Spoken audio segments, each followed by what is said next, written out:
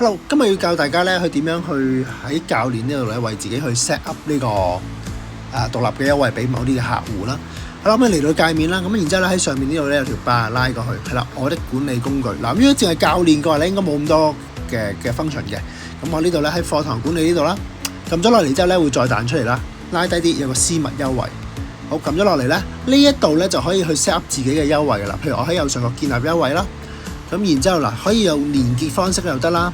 優惠碼方式得，譬如優惠碼啦，好啦，咁然之後咧，set up 係可能朋友啦，好啦，然之後咧減免金額譬如50蚊，我 set FD 2026，好啦，咁就可以噶啦。咁然之後，譬如有效期可以揀啦，自己假設去今日啊，咁呢啲時間啦，試下啦。咁然之後咧，嗱隱藏原價咧，我自己就隱藏原價嘅，係啦，避免優惠價洩漏啦。好，建立優惠。跟住睇翻優惠碼呢度，嗱見到咧，咁就已經完成咗建立噶啦，大家可以試下。